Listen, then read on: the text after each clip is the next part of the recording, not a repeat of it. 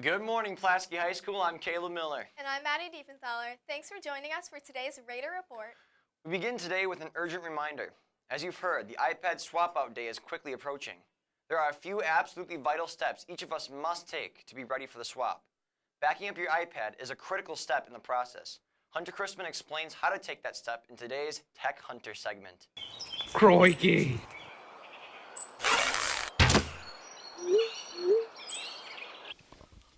Wait. Let me show you how to really back up. Here, follow me.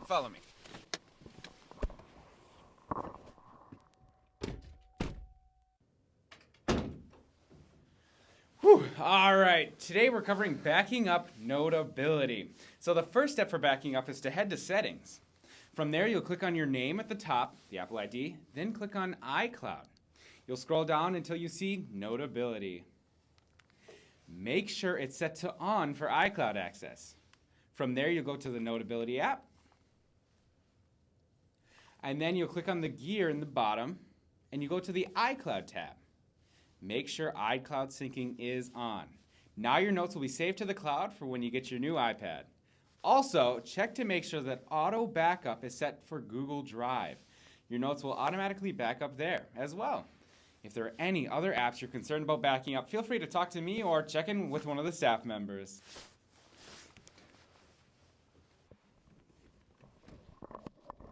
So, that would really help. But how do I back up the car? Floor it. All right. Ah!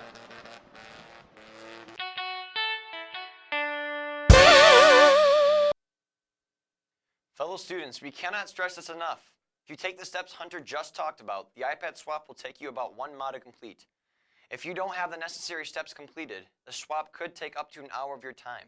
We thank you in advance for your cooperation with this process. Speaking of time, it's running out if you want tickets to see the PHS musical Beauty and the Beast. As you've probably heard, the show will run the last 2 weekends of February, beginning with Saturday the 22nd at 7 p.m. and Sunday the 23rd at 2 p.m. They'll turn around and do it all again on Saturday, February 29th at 7, and the show will wrap up with its matinee performance on Sunday, March 1st at 2 p.m. Tickets can be purchased online for $8. Please note, an extra $1.03 will be tacked on for tax and fees for online purchases. Again, get your tickets soon because they are selling out fast. If you haven't heard, PHS has a number of educators who are recently named Teachers of Distinction. The Golden Apple Selection Committee has named Mrs. Broski and the PHS transition team as recipients. For this week's Someone You Should Know segment, Arson reporter Avery Vandervest dives into the teaching life of Mrs. Broski. In addition to annually naming recipients of the Golden Apple for excellence in teaching and leadership, Golden Apple recognizes teachers and leaders of distinction. Award finalists whose superior work in education was noted by the selection committee. I was really honored to get this distinction or this award because it means that I was nominated by somebody else, that they thought that I was deserving of this, and it's nice to be recognized. Mrs. Broski has taught multiple classes over her 20-year span of working at PHS. I teach world history. I've been teaching world history since I started here 20 years ago, and then I also teach AP Human Geography. We have 2 electives that I teach as well, which is global issues and a regular geography class. A huge part of being recognized as a teacher of distinction is having a passion towards teaching. Mrs. Broski shows constant dedication towards her students. The best part of my job is to be interacting with students, and a good day is when I go home and I feel like there was some connection that I was able to make with students, and that they left my class or they walked away from that exchange with better knowledge of the world and something that they can use and apply in their own life. Mrs. Broski has many dedicated students that believe she is deserving of this recognition. She's really passionate about her work and what she teaches. She loves every aspect of world history and AP Human Geography. And she also loves every single one of her students. She never ever has a bad opinion of somebody. Even if you're not doing too well, she'll always help you out. Mrs. Broski is known to some for her many travels across the world. She is able to use that knowledge to give her students real-life examples within her classroom. I was able to study at Yad Vashem, which is in Jerusalem, and it is the Holocaust Museum is there, and there's classrooms there, and I was able to meet with survivors and experts in the field, and that whole experience was really, really valuable to me. I can then bring in my experiences and talk to my students about what those places were like, what they meant to me, and I can share some of the things that I learned there. Tune in next week when Avery introduces us to another group of teachers of distinction, the PHS Transition Team. Today marks the end of National School Counselor Week. The theme for this year's celebration is School Counselors Build Better Humans. Of course, we know that's true of our PHS counseling team. RSN reporter Kaden Krause sat down with the PHS counselors to learn more about the job they do.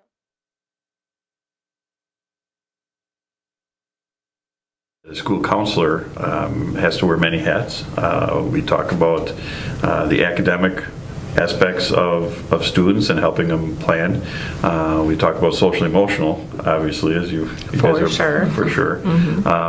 Dealing with any type of crisis that might be coming in, and we're also with our junior planning conferences and meeting with students almost on a daily basis in regards to making plans for the future.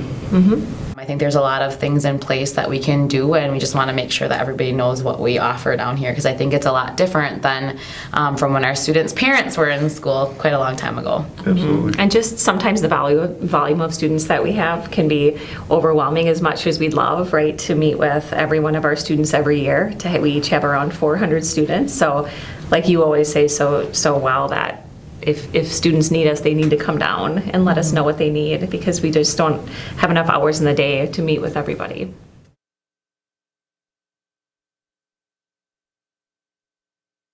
People always go back to the golden rule. Treat others the way you want to be treated. And I don't necessarily agree with the golden rule. So when I was in high school, I had our athletic director talked about something called the silver rule, which I take to heart, and that's treating people the way that they want to be treated. And I think that sort of goes along with the building better humans. Take that extra step and get to know somebody and learn how they want to be treated, as opposed to just worrying about how you want to be treated. Getting to know students and knowing that what works for one student will not work for the other, and that's one of the things that is really unique about our jobs. So taking that time, and one of the questions that we were to answer this week is how students help us become better humans. And I think that trusting that we have students' best interests at heart, and that although things might not happen right away, that our goal really is to serve students and make this a good experience for them.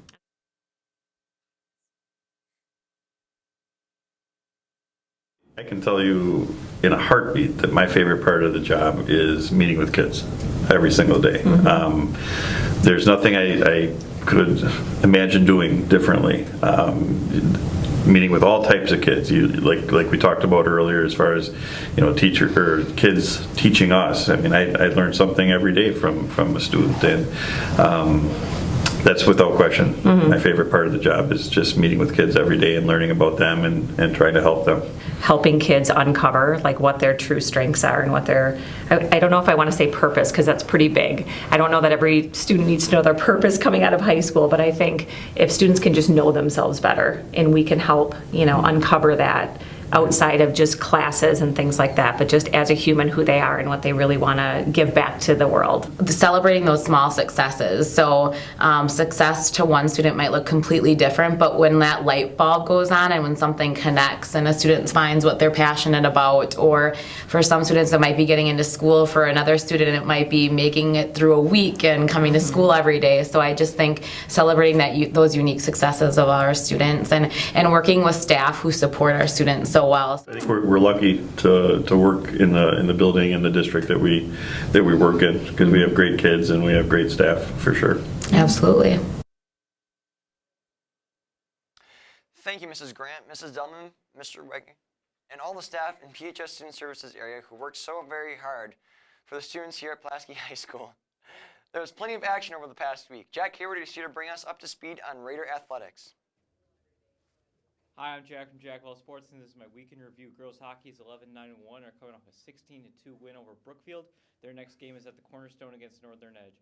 Boys hockey's 11-9-1 are coming off back-to-back wins. They will play East Merrill tomorrow at the Cornerstone. Boys swimming finished the regular season 1-5 when they will have their big conference meet at Lineville tomorrow. BAA scores are as follows. Team 6 defeated Team 10 73-63. Shift team beat Globo Jim Purple Cobra 62-56. Basket Hounds won by 14, beating the Mamas Boys 101-87. Cougars beat Scrub Squad 69-59, and finally Faculty 95, Mean Team 32. Wrestling is 5-2. They lost a close match to De Pere, which included 6 individual winners, which include at 126 Alex Stoikov, 132 Jojo O'Leary, 170 Jade Lemke, 182 Trenton Gibbons, and winning with a pin 195 Mason Wells and 220 Will Friedman. They will have regionals next Saturday at Preble. Boys basketball is 2-13. They picked up a win last week against Southwest. They will be taking on Notre Dame there.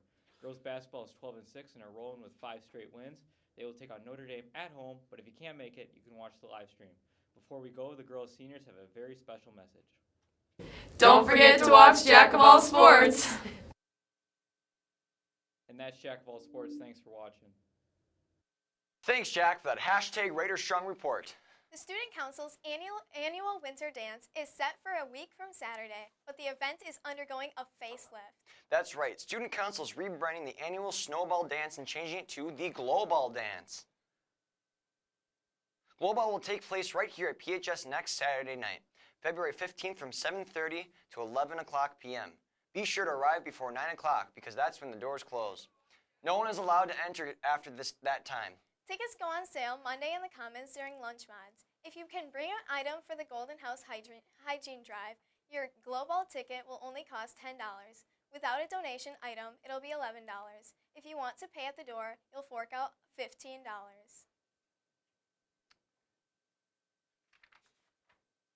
The upcoming Global Dance inspired Connor Heesen's weekly question for you. He's curious about the dance moves you'll be breaking out next Saturday. Here's this week's Connor in the Commons. Hi, I'm Connor Heesen. Hi, I'm Connor Heesen. Hi, I'm Connor Heesen. Hi, I'm Connor Heesen. Hey, girl. I'm Connor, and welcome to Connor in the Commons.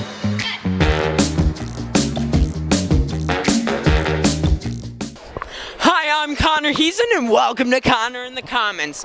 Now, Globo's pretty close, so I'm thinking of busting a move, and plus, dance team took 5th at state, so I was thinking, maybe do a dance-related question. So what I'm gonna ask you guys is, what moves are you gonna bust out at Globo? Because I know I'm gonna bust out some moves, so let's go! What moves are you gonna bust out at Globo? The worm. All right.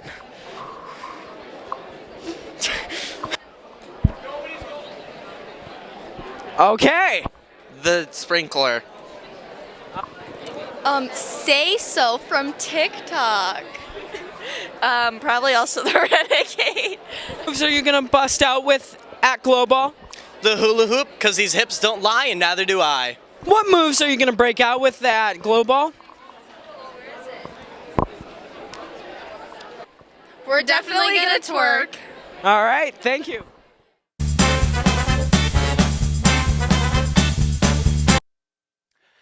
Hey Caleb, I wonder what moves Connor will be using at the dance. I think he'll use any move but the slow dance. Just kidding, Connor. Since we're on the topic of amazing dancing, the PHS dance team traveled to La Crosse to compete at the state competition. For the first time in 9 years, the dance team placed at state with their Division II prom routine.